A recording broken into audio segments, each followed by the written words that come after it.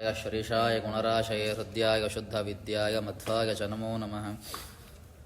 अपादमूलिपर्यन्तं गुरूणामाकृतिं स्मरेत् तेन विघ्नाः प्रणश्यन्ति सिद्ध्यन्ति च मनोरथाः। बुकोऽपि यत्प्रसादेन मुकुन्दशयनायते राजराजायते रिक्तो राघवेन्द्रं तमाश्रये।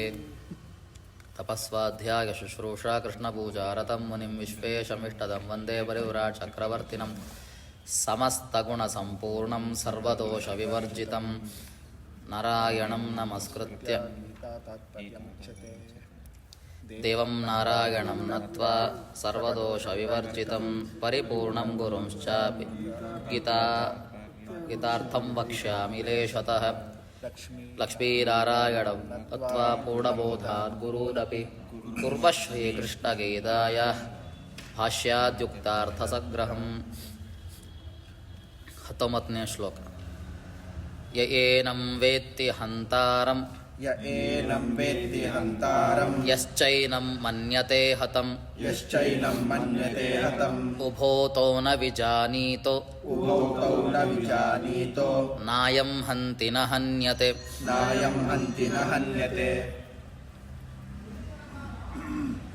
ಹಿಂದಿನ ಶ್ಲೋಕ. ಅಂತವತ್ತ ಇಮೇ ದೇಹಾಃ ನಿತ್ಯಸ್ಯೋಕ್ತಾಃ ಶರೀರಿಣಃ ಅದಾಶಿರೋ ಪ್ರವೇಯಸ್ಯ ತಸ್ಮಾತ್ ಯುದ್ಧಸ್ವ ಭಾರತ ಎಂಬುವಂತಹ ಶ್ಲೋಕದ ಮುಖಾಂತರ ಕೃಷ್ಣ ಪರಮಾತ್ಮ ತಿಳಿಸಿದಂತಹ ವಿಷಯ ವಿಶೇಷತೆ ಇದೆ.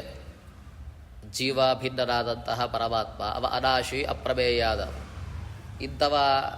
ಇಂಥವನ ಅನುಗ್ರಹ ಅವನ ಪ್ರಮಪ್ರಸಾದ ರೂಪದಲ್ಲಿರುವಂತಹ ಸ್ವವಿಹಿತ ಕರ್ಮ. ಅದಕ್ಕೋಸ್ಕರವಾಗಿ ನೀನು ಯುದ್ಧ ಮಾಡು ಅಂತ ಹೇಳ್ತಾ ಬಂದ ಪರಮಾತ್ಮ ಮುಂದಿನ ಶ್ಲೋಕದಲ್ಲಿ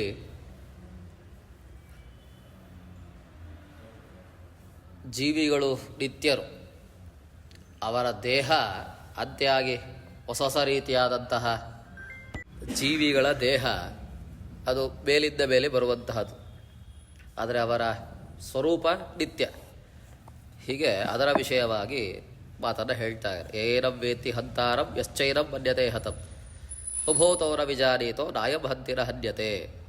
ಈಗ ಒಬ್ಬ ಮತ್ತೊಬ್ಬರನ್ನು ಕೊಲ್ತಾ ಇದ್ದಾನೆ. ಕೊಲ್ಲುವಾಗ ಸ್ವತಂತ್ರವಾಗಿ ನಾನು ಇವರನ್ನು ಕೊಲ್ತಾ ಇದ್ದೇನೆ ಅಂತ ತಿಳಿಯೋದು. ಯಶ್ಚೈನಂ ಮನ್ಯತೆ ಹತಂ, ಸ್ವತಂತ್ರವಾಗಿ ಇವರನ್ನು ಕೊಲ್ತಾ ಇದ್ದಾನೆ ಅಂತ ಕೊಲ್ಲಲ್ಪಡುವಂಥವ ತಿಳಿಯುವಂತಹದ್ದು. ಇವರಿಬ್ಬರೂ ಸಹಿತ ಉಭೋತೋರ ವಿಜಾನೀತಃ ನಾಯಂ ಹಂತಿನ ಹನ್ಯತೆ. ಇವರಿಬ್ಬರು ಸರಿಯಾಗಿ ತಿಳಿದವರಲ್ಲ, ಇವರು ಭ್ರಾಂತರು ಅಂತ, ಇವರು ಅಜ್ಞರು. ಯಾಕಂದರೆ ಯಾರು ಯಾರನ್ನೂ ಸಹಿತ ಸ್ವತಂತ್ರವಾಗಿ ಕೊಲ್ಲಿಕ್ಕೆ ಆಗೋದೇ ಇಲ್ಲ. ನಾಯಂ ಹಂತಿನ ಹನ್ಯತೆ, ಇವಾಗ ಕೊಲ್ಲುವುದೂ ಅಲ್ಲ, ಕೊಲ್ಲಿಕ್ಕೆ ಬಂದವ ಸ್ವತಂತ್ರವಾಗಿ ಕೊಲ್ಲುವಂಥವನೂ ಅಲ್ಲ, ಕೊಲ್ಲಲ್ಪಡುವಂಥವ ಸ್ವತಂತ್ರವಾಗಿ ಇವರಿಂದ ಕೊಲ್ಲಲ್ಪಡುವಂಥವನು ಅಲ್ಲ. ಸೊ ಇಬ್ಬರು ಅಜ್ಞಜನರು, ಭ್ರಮೆಯಲ್ಲಿ ಇರುವಂಥವರು ಅಂತ. ಯಾಕೆಂದರೆ ಸ್ವತಂತ್ರವಾಗಿ ಕೊಲ್ಲಲ್ಪಡುವಂಥವ ಯಾರು? ಜೀವಸ್ವರೂಪವನ್ನು ಕೊಲ್ಲಿಕ್ಕೆ ಆಗೋದೇ ಇಲ್ಲ. ಅದು ಸಂಹಾರ ಮಾಡಲಿಕ್ಕೆ ಆಗ್ತದೆ, ನಾಶ ಮಾಡಲಿಕ್ಕೆ ಆಗ್ತದ? ಇಲ್ಲ. ಮತ್ತು ಯಾವುದನ್ನು ಹೇಳಬೇಕು? ದೇಹ ಅಂತ ಹೇಳಬೇಕು. ದೇಹದಿಂದಾಗಿ ಪ್ರಾಣವನ್ನು ಹೊರಗೆ ತೆಗಿತಾ ಇದ್ದೀರಿ ಅಂತ ಹೇಳಬೇಕು. ಆದರೆ ಅದು ತೆಗೆಯೋದು ಯಾರು? ಸ್ವತಂತ್ರವಾಗಿ. ಸ್ವತಂತ್ರಕರ್ತ ಯಾರು? ಪರಮಾತ್ಮ. ನಾವೇ ಸ್ವತಂತ್ರವಾಗಿ ಕೊಲ್ತಾ ಇದ್ದೇನೆ ಅಂತ, ನಾನೇ ಸ್ವತಂತ್ರವಾಗಿ ಇವರಿಂದ ಕೊಲ್ಲಲ್ಪಡ್ತಿದ್ದೇನೆ ಅಂತ ತಿಳಿಯೋದು ಭ್ರಾಂತ ಜನರು, ಅಜ್ಞ ಜನರು ಅಂತ ಹೇಳ್ತಾ ಇದ್ದಾರೆ. ಮತ್ತೊಂದು ರೀತಿಯಲ್ಲೂ ಇದನ್ನು ಹೇಳಬಹುದು. ಏನಂ ವೇತ್ತಿ ಹಂತಾರಂ ಯಶ್ಚೈನಂ ಮನ್ಯತೆ ಹತಂ ಉಭೋತೌರ ವಿಜಾನೀತೋ ನಾಯಂ ಹಂತಿನ ಹನ್ಯತೆ. ಮತ್ತೊಂದು ರೀತಿಯಲ್ಲಿ ಇದನ್ನು ವಿವರಿಸುವಂಥದ್ದು ಅಂತಾದರೆ,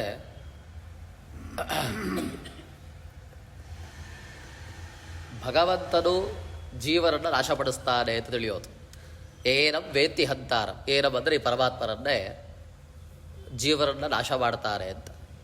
ಯಶ್ಚೈನಂ ಮನ್ಯತೆ ಹತಂ, ಪರಮಾತ್ಮನಿಂದಾಗಿ ನಾನು ನಾಶ ಮಾಡ್ತಿದ್ದೇನೆ, ನನ್ನ ಜೀವಸ್ವರೂಪ ನಾಶವಾಗ್ತಿದೆ ಎಂದು ತಿಳಿಯೋದು. ಹೀಗೆ ಎರಡು ರೀತಿ ತಿಳಿಯೋದು ಸಹಿತ ಅಜ್ಞಜನರು, ಪ್ರಭೇಜನರು. ಯಾಕೆಂದರೆ ನಾಯಂ ಹಂತಿನ ಹನ್ಯತೆ, ಪರಮಾತ್ಮ ಯಾರನ್ನೂ ಸಹಿತ ಸ್ವರೂಪತಃ ನಾಶ ಮಾಡೋದಿಲ್ಲ, ಯಾರೂ ಸಹಿತ ಪರಮಾತ್ಮನಿಂದ ಸ್ವರೂಪ ನಾಶವನ್ನು ಹೊಂದೋದಿಲ್ಲ. ಅರ್ಥ ಆಗ್ತಿದೆ? ಎರಡು ರೀತಿ ಅರ್ಥ ಈ ಶ್ಲೋಕಕ್ಕೆ. ಒಂದು ಅರ್ಥ ದೇಹನಾಶದ ಬಗ್ಗೆ ಹೇಳುವಂತಹದ್ದು. ದೇಹನಾಶ ಮಾಡಲಿಕ್ಕೆ ಆಗೋದು ಯಾರಿಂದ? ಪರಮಾತ್ಮನಿಂದ ಮಾತ್ರ. ಅದು ತಿಳಿಯೋದು ಯಾರಿಂದ?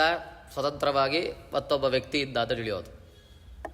ಈ ರೀತಿಯಾಗಿ ಸ್ವತಂತ್ರವಾಗಿ ಯಾರನ್ನು ಕೊಲ್ಲಿಕ್ಕಾಗೋದಿಲ್ಲ, ಯಾರಿದ್ದರೂ ಕೊಲ್ಲಲ್ಪಡುವುದು ಆಗೋದಿಲ್ಲ. ಮತ್ತೊಂದು ಅರ್ಥ ಏನು? ಜೀವನಾಶದ ಬಗ್ಗೆ. ಅದು ಪರಮಾತ್ಮನ ವಿಷಯ. ಜೀವನಾಶವನ್ನು ಪರಮಾತ್ಮನೂ ಮಾಡೋದಿಲ್ಲ, ಪರಮಾತ್ಮನಿಂದ ಜೀವನಾಶ ನಮಗೂ ಆಗೋದಿಲ್ಲ. ನಾಯಂ ಹಂತಿನ ಹನ್ಯತೆ. ಹೀಗೆ ಎರಡು ರೀತಿ ವಿವರಣೆನೂ ಆಗ್ತದೆ. ಮುಂದೆ ಅದರಲ್ಲಿ ಭಾಷ್ಯದಲ್ಲಿ ತಾತ್ಪರ್ಯದಲ್ಲಿ ಅದರ ವಿವರಣೆ ಮಾಡಿ ಹೇಳ್ತಾ, ವ್ಯವಹಾರಸ್ತು ಭ್ರಾಂತಃ ಇತ್ಯಾಹ ಏನಂ ಇತಿ. ಮತ್ತು ವ್ಯವಹಾರ ಇದೆ ಅಲ್ರಿ, ಅನಾಶಿರೋ ಪ್ರಮೇಯಸ್ಯ ತಸ್ಮಾತ್ ಯುದ್ಧಸ್ಸ ಭಾರತ ಅಂತ ಹೇಳಿಬಿಟ್ಟ. ಅವಿರುದ್ಧದು ತದ್ವಿದ್ಯೆ ಏನ ಸರ್ವವಿಧಂ ಜಗತ್ತಂತೆಲ್ಲ ಮುಂದೆ ಹಿಂದೆ ಹೇಳ್ತಾ, ಕೊಲ್ಲೋದು ಕೊಲ್ಲಲ್ಪಡೋದು ಅದೆಲ್ಲ ಇಲ್ಲವೇ ಇಲ್ಲ ಅಂತ ಹೇಳಿದ. ದೇಹನಾಶ ಹೋದರೂ ಮುಂದೆ ದೇಹ ಬರ್ತದೆ, ಜೀವಕ್ಕೆ ನಾಶವಿಲ್ಲ ಅಂತೆಲ್ಲ ಹೇಳಿದ. ಮತ್ತು ವ್ಯವಹಾರ ಇದಲ್ಲ, ಇವರನ್ನ ಕೊಂದ, ಇವರಿದ್ದವರು ಕೊಲ್ಲಲ್ಪಟ್ಟ ಅಂತ, ಅದು ಭ್ರಾಂತಿ ಅಷ್ಟೇ. ನಿಜವಾಗ್ಲೂ ಚಿಂತನೆ ಮಾಡಿದ್ರೆ ಯಾರ್ಯಾರನ್ನು ಕೊಲ್ಲಿಕ್ಕಾಗ್ತದ? ಹೀಗೆ ವಿಶೇಷವಾಗಿ ಕುತಃ ಅದಕ್ಕೆ ಹೇಳ್ತಾರೆ, ಉಕ್ತ ಹೇತುಭ್ಯೋ ನಾಯಂ ಹಂತಿನ ಹನ್ಯತೆ. ಏನಕ್ಕೆ ಕಾರಣ ಏನು? ನಾಯಂ ಹಂತಿನ ಹನ್ಯತೆ ಅಂತ ಹೇಳ್ತಾ ಇದ್ದಾರೆ ಪರಮಾತ್ಮ.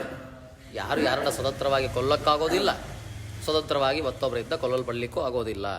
ನಹಿ ಪ್ರತಿಬಿಂಬಸ್ಯ ಕ್ರಿಯಾ ಸಹಿ ಬಿಂಬಕ್ರಿಯೆ ಏವ ಕ್ರಿಯವಾನ್. ಹೀಗೆ ಪ್ರತಿಬಿಂಬ ಕ್ರಿಯೆ ಎಂಬುವಂತಹದ್ದು ಅದು ಬಿಂಬದ ಕ್ರಿಯೆ. ಬಿಂಬದ ಸನ್ನಿಧಾನ ಇರುವಾಗ ಮಾತ್ರ ನಮಗೇನಾಗ್ತದೆ? ಕ್ರಿಯೆ ಎಂಬುವಂಥದ್ದು ಹುಟ್ಟುವಂಥದ್ದಾಗ್ತದೆ.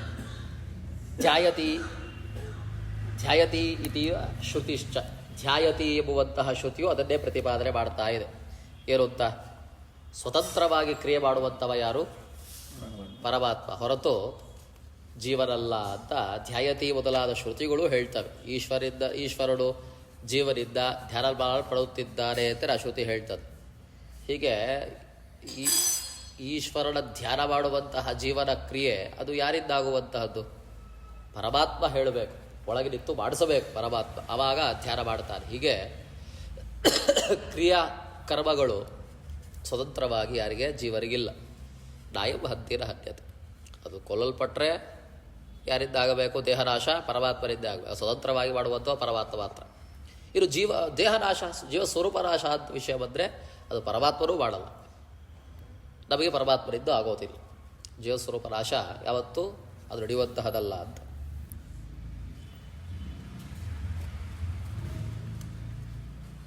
ಯಾಕಂದರೆ ಹಿಂದಿನ ಶ್ಲೋಕದಲ್ಲಿ ವಿವೃತ್ತಿಕಾರರ ಚಿಂತನೆ ಮಾಡಿದ್ದೇವೆ ನಾವು. ಏನು ಅಂತ? ಬಿಂಬ ಉಪಾಧಿ ಸನ್ನಿಧಾನ. ಬಿಂಬ ಉಪಾಧಿ, ಇಲ್ಲಿ ಕನ್ನಡಿ ಉಪಾಧಿ. ನಮಗೆ ಉಪಾಧಿ ನಾಶದಿಂದಾಗಿ ಬಿಂಬ ನಾಶ ಆಗಬಹುದು, ಅದು ಅನಿತ್ಯವಾದರೂ ಸಹಿತ. ಆದರೆ ಈ ಬಿಂಬ ಎಂತವ? ಪರಮಾತ್ಮ ನಿತ್ಯನಾದವ. ಅವನ ಸನ್ನಿಧಾನವೂ ನಮಗೆ ನಿತ್ಯ. ಯಾರಿಗೆ? ಜೀವರಿಗೆ. ಸೊ ಅನಿತ್ಯತ್ವದ ಪ್ರಶ್ನೆ ಬರೋದೇ ಇಲ್ಲ ಇಲ್ಲಿ. ನಿತ್ಯರಾದವರೇ ನಾವು. ಕ್ರಿಯಾ ವಿಷಯಕ್ಕೆ ಬಂದಾಗ ಪರಮಾತ್ಮ ಒಳಗಿದ್ದು ಮಾಡಿಸ್ಬೇಕು. ಸ್ವತಂತ್ರವಾಗಿ ಪರಮಾತ್ಮ ಮಾಡಿಸಿದ್ರೆ ಮಾತ್ರ ಆಗ್ತದೆ. ಧ್ಯಾಯತಿ ಶ್ರುತಿಗಳು ಅದೇ ಹೇಳ್ತದೆ ಅಂತ. ಪರಮಾತ್ಮನೇ ಜೀವನ ಒಳಗಿತ್ತು ಧ್ಯಾನವನ್ನು ಮಾಡಿಸ್ತಾರೆ ಅಂತ ತಾತ್ಪರ್ಯದಲ್ಲಿ ಅದೇ ವಿಷಯವನ್ನು ಹೇಳ್ತಾರೆ. ಏನಂ ಜೀವಂ ವೇತ್ತಿ ಹಂತಾರಂ ಸ್ವಾತಂತ್ರ್ಯೇನ ಅನ್ಯಥಾ ಮಯಾ ಹತಾತ್ವಂ ಜಹಿ ಇತ್ಯಾದಿ ವಿರೋಧ. ತಾತ್ಪರ್ಯದಲ್ಲಿ ಹೇಳುವಾಗ ಏನಂ ವೇತ್ತಿ ಹಂತಾರಂ ನಾಯಂ ಹಂತಿನ ಹನ್ಯತೆ ಅಂತ ಹೇಳ್ತಾ ಇದ್ದಾರಲ್ಲ. ಮತ್ತೆ ಯಾರು ಸ್ವತಂತ್ರವಾಗಿ ಮಾಡುವಂಥವ ಯಾರು ಅಂತ ಪ್ರಶ್ನೆ ಮಾಡಿದರೆ ಹಂತಾರಂ ಸ್ವಾತಂತ್ರ್ಯೇನ. ಇಲ್ಲಿ ಜೋಡಿಸ್ಕೊಳ್ಬೇಕು. ಸ್ವತಂತ್ರೇಣ ಪದ ಇದೆಯಾ ಇಲ್ಲಿ? ಏನಂ ವೇತಿ ಹಂತಾರಂ ನಾಯಂ ಹಂತಿನ ಹನ್ಯತೆ. ಸ್ವತಂತ್ರೇಣ ಪದ ಇಲ್ಲ. ತಾತ್ಪರ್ಯದಲ್ಲಿ ಆಚಾರ್ಯ ಹೇಳ್ತಾರೆ ಸ್ವತಂತ್ರೇಣ ಅಂತ ಹೇಳ್ಕೊಳ್ಬೇಕು. ಸ್ವಾತಂತ್ರ್ಯದಿಂದ ಒಬ್ಬ ಮತ್ತೊಬ್ಬರನ್ನ ಕೊಲ್ಲುವಂತಹದ್ದಾಗಲಿ, ಮತ್ತೊಬ್ಬರಿಂದ ಕೊಲ್ಲಲ್ಪಡುವಂಥದ್ದಾಗಲಿ ಹಾಗೆ ತಿಳಿಯುವಂಥವರು ಜ್ಞಾನಿಗಳಲ್ಲ. ಉಭವತೋರ ವಿಜಾನೀತ ನಾ ವಿಜಾನೀತ. ಅವರು ಜ್ಞಾನಿಗಳಲ್ಲ, ಅಜ್ಞಜನರು, ಭ್ರಾಂತ ಜನರು ಅಂತ ಹೀಗೆ ಸೇರಿಸ್ಕೊಳ್ಬೇಕು. ಹೀಗೆ ಇಲ್ಲಿ ಹೇಳದೆ ಹೋದರೆ ಮಯಾ ಹತಾತ್ವಂ ಜಹಿ ಇತ್ಯಾದಿ ವಿರೋಧ. ಮುದ್ದೆನೇ ಪರಮಾತ್ಮ ಅರ್ಜುನಿಗೆ ಹೇಳ್ತಾರೆ ಏನು ಅಂತ? ಮಯಾ ಹತಾತ್ವಂ ಜಹಿ ಅಂತ ಹೇಳ್ತಾರೆ. ಮುದ್ದೆ ಅರ್ಥ ಏನು? ಮಯಾ ಹತ, ನನ್ನಿಂದ ಕೊಲ್ಲಲ್ಪಟ್ಟವರನ್ನ ನೀನು ಕೊಲ್ಲು ಅಂತ ಹೇಳ್ತಾರೆ. ನಾನು ಕೊಂದವರನ್ನ ನೀನು ಕೊಲ್ಲು ಅಂತ. ಅವನಿಗೇನು ಅರ್ಜುನ ನಾನು ಕೊಲ್ತೇನೋ, ಇವರು ನನ್ನಿಂದ ಕೊಲ್ಲಲ್ಪಟ್ಟರೆ ದೋಷಗಳು ಅಂತ. ಯಾರನ್ನ ಕೊಲ್ಲೋದಿಲ್ಲ, ನಾನು ಕೊಳ್ಳೋದು. ಅವರ ದೇಹದ ನಾಶ ಮಾಡೋದು ಯಾರು? ನಾನು ಸ್ವತಂತ್ರೇಣ ಅಂಥವ್ರು ನೀನು ಕೊಲ್ತಾ ಇದ್ದಿ. ನಿನ್ನ ಒಳಗಿದ್ದು ನಾನು ಕೊಳ್ತೇನೆ ಅಂತ ಅರ್ಥ. ಇದಕ್ಕೆ ವಿರೋಧ ಆಗ್ಬಿಡ್ತಿತ್ತು. ಕೇವಲ ನಾಯಂ ಹಂತಿನ ಹನ್ಯತೆ ಎಂಬ ವಿಷಯದಲ್ಲಿ ಸ್ವಾತಂತ್ರ್ಯ ಅಂತ ಹೇಳದೆ ಹೋದರೆ ವಿರೋಧ ಆಗ್ಬಿಡ್ತಿತ್ತು. ಮತ್ತು ಕೊಲ್ತಾರಲ್ಲ ಭಯ ಹತಾತ್ವಂ ಜಹಿ ಅಂತೆಲ್ಲ ಹೇಳ್ತಾರಲ್ಲ ಪರಮಾತ್ಮ ಅಂತ ವಿರೋಧ ಆಗ್ತಿತ್ತು. ಸ್ವಾತಂತ್ರ್ಯನ ಕೊಲ್ಲೋರಿಲ್ಲ, ನಮ್ಮ ಮೂಲಕ ಮಾಡಿಸ್ತಾರೆ. ನಿಮಿತ್ತ ಮಾತ್ರ ನಾವು. ಕ್ರಿಯೆ ಕ್ರಿಯೆ ಮಾಡಲಿಕ್ಕೆ ನಾವು ನಿಮಿತ್ತ ಮಾತ್ರ ಪರಮಾತ್ಮನೇ. ಮತ್ತು ಸ್ವಾತಂತ್ರ್ಯ ಕ್ರಿಯೆ ಮಾಡುವಂಥವ ಯಾರು? ಅದು ಪರಮಾತ್ಮನೇ ಅಂತ ವಿವರಿಸಿ ಹೇಳ್ತಾರೆ. ಅವಾಗ ಇವಾಗ ಏನೇ ಮಾಡೋದನ್ನು ಅದು ಪ್ರಾರಬ್ಧ ಕ್ರಮ ನಮಗೆ ಬರುತ್ತಲ್ಲ ಆಚಾರ್ಯ. ಇವಾಗ ನಾನೇನೋ ಇವತ್ತು ಅದರ ಭೋಗ ನಮಗೆ ಆಗ್ತದೆ. ಅದರ ಶ್ರುತಿಗಳು ಹೇಳ್ತದೆ. ದ್ವಾಯುಜ ಸಯುಜ ಸಖಾಯ ಅಂತ ಹೇಳುವಾಗ ದ್ವಾಪ್ ಸುಪರ್ಣ ಸಯುಜ ಸಖಾಯ, ಫಲದ ಭೋಗವನ್ನು ನಾವು ಸ್ವೀಕಾರ ಮಾಡ್ತೇವೆ, ಸಾರಭಾಗವನ್ನು ಪರಮಾತ್ಮ ಸ್ವೀಕಾರ ಮಾಡ್ತಾರೆ. ಹೀಗೆ ಚಿಂತನೆ. ಮುಂದೆ ಅದರ ವಿಷಯವನ್ನು ಮುಂದಿನ ಧ್ಯಾನ ಯೋಗ, ಅಕ್ಷರ ಬ್ರಹ್ಮಯೋಗದಲ್ಲಿ ಅದರ ವಿಷಯ ತಿಳಿಸ್ತಾರೆ. ಪರಮಾತ್ಮ ಸ್ವೀಕಾರ ಮಾಡುವಂತಹ ಭೋಗ ಎಂಥದ್ದು, ನಾವು ಸ್ವೀಕಾರ ಮಾಡುವ ಭೋಗಗಳು ಎಂಥದ್ದು ಅಂತ ವಿಂಗಡಿಸಿ ಹೇಳ್ತಾರೆ. ಅಕ್ಷರ ಬ್ರಹ್ಮ ಅಂತ, ಅದಕ್ಕೆ ಅವರೇ ಬ್ರಹ್ಮ ಅಕ್ಷರ ನಾಶರಹಿತರಾದವ ಪರಬ್ರಹ್ಮ, ಪೂರ್ಣ ಅಂತ ಅರ್ಥ. ಬ್ರಹ್ಮ ಅಂದರೆ ಗುಣಪರಿಪೂರ್ಣರಾದವ ಅಂತ ಅಲ್ಲಿ ವಿಷಯ ತಿಳಿಸ್ತಾರೆ. ಭೋಗ ಮಾಡುವಂಥವರು ನಾವೇ, ಮಾಡಿಸುವಂಥವ ಯಾರು? ಪರಮಾತ್ಮ. ಈ ರೀತಿ ಚಿತ್ತ. ಮುಂದೆ ತಾತ್ಪರ್ಯದಲ್ಲಿ ಮತ್ತೊಂದು ವಿಷಯವನ್ನು ತಿಳಿಸ್ತಾ, ಚೇತನ ಪ್ರತಿ ಏರಂ ಇತಿ ಪರಮಾತ್ಮನೋ ಅಪಿ ಸಮಂ. ಇನ್ನು ಜೀವಸ್ವರೂಪದ ನಾಶದ ಬಗ್ಗೆ ಹೇಳೋದು ಅಂತಾದರೆ, ಜೀವಸ್ವರೂಪವನ್ನು ನಾವು ನಾಶ ಮಾಡಲಿಕ್ಕಾಗಲ್ಲ, ಪರಮಾತ್ಮರು ನಾಶ ಮಾಡಲ್ಲ. ಇದು ಸಮವಾಗಿ ತೊಳಬೇಕು. ಪರಮಾತ್ಮರ ವಿಷಯವಾಗೂ ತೊಳಬೇಕು ಅಂತ ತಾತ್ಪರ್ಯದಲ್ಲಿ ಹೇಳೋದ್ರಿಂದ ಶ್ಲೋಕಕ್ಕೆ ಅರ್ಥ ಏನಾಯ್ತಲ್ಲ, ಎರಡು ರೀತಿ ಶ್ಲೋಕ ಅರ್ಥ.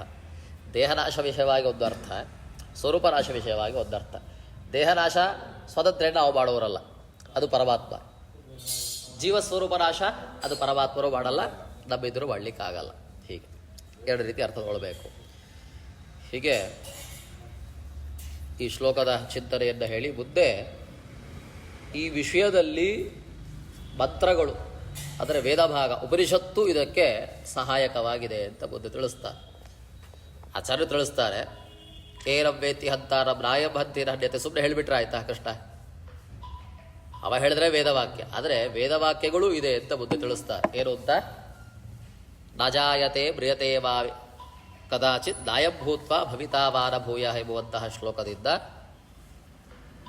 ಇದಕ್ಕೆ ಮಂತ್ರವರ್ಣಗಳು, ಅಂದರೆ ಕಠೋಪನಿಷತ್ತು ಹೇಳ್ತದೆ ವಿಷಯವನ್ನು. ಸ್ವತಂತ್ರೇಣ ಜೀವರಿಗೆ ಮತ್ತೊಬ್ಬರಿಂದ ನಾಶವಾಗಲಿ, ದೇಹನಾಶವಾಗಲಿ, ಅಥವಾ ಪರಮಾತ್ಮರಿಂದಲೇ ಸ್ವರೂಪನಾಶವಾಗಲಿ ಯಾವುದೂ ಇಲ್ಲ ಅಂತ ಮುಂದೆ ತಿಳಿಸ್ತದೆ. ಅದು ಮುಂದಿನ ಪಾಠದಲ್ಲಿ ನೋಡೋಣ. ಕೃಷ್ಣಾರ್ಪಣಮಸ್ತು. 19 ಶ್ಲೋಕ. ವ್ಯಾಸಾಯ ಭವನಾಶಾಯ ಶ್ರೀಷಾಯ ಗುಣರಾಶಯ ಹೃದ್ಯಾಯ ಶುದ್ಧವಿದ್ಯಾಯ ಮಧ್ವಾಯ ಚ ನಮೋ ನಮಃ. ಅಪಾದಮೌಲಿಪರ್ಯಂತಂ ಗುರುಡಾವಾಕ್ರವಿಸ್ಮರೆ ತೇನ ವಿಘ್ನಾಃ ಪ್ರಣಶ್ಯಂತಿ ಸಿದ್ಧ್ಯಂತಿ ಚ ಮನೋರಥಾಃ. ಮುಕೋಪಿ ಯತ್ಪ್ರಸಾದೇನ ಮುಕುಂದಶಯನಾಯತೆ ರಾಜರಾಜಾಯತೆ ರಿಕ್ತೋ ರಾಘವೇಂದ್ರಂ ತವಾಶ್ರಯೇ.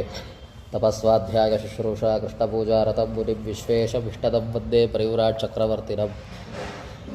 ದೇವಂ ನಾರಾಯಣಂ ನತ್ವಾ ಸರ್ವದೋಷವಿವರ್ಜಿತಂ ಪರಿಪೂರ್ಣಂ ಗುರುಂಶ್ಚಾನ್ ಗೀತಾರ್ಥಂ ವಕ್ಷ್ಯಾಮಿ ಲೇಷತಃ. ಸಮಸ್ತಗುಣಸಂಪೂರ್ಣಂ ಸರ್ವದೋಷವಿವರ್ಜಿತಂ ನಾರಾಯಣಂ ನಮಸ್ಕೃತ್ಯ ಗೀತಾ ತಾತ್ಪರ್ಯಮುಚ್ಯತೆ. ಲಕ್ಷ್ಮೀನಾರಾಯಣಂ ನತ್ವಾ ಪೂರ್ಣಬೋಧಾನ್ ಗುರೂನಪಿ ಕುರ್ಮ ಶ್ರೀಕೃಷ್ಣಗೀತಾಯ ಭಾಷ್ಯಾದ್ಯುಕ್ತಾರ್ಥಸಂಗ್ರಹಂ. 20ನೇ ಶ್ಲೋಕ.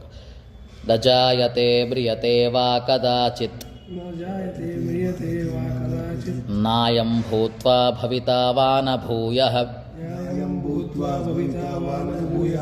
ಅಜೋ ನಿತ್ಯಃ ಶಾಶ್ವತೋಯಂ ಪುರಾಣೋ ನ ಹನ್ಯತೆ ಹನ್ಯಮಾನೇ ಶರೀರೇ. ಹಿಂದಿನ ಶ್ಲೋಕದಲ್ಲಿ ಪರಮಾತ್ಮನ ಸ್ವಾತಂತ್ರ್ಯದ ಬಗ್ಗೆ ಹೇಳಿದ. ದೇಹತಃ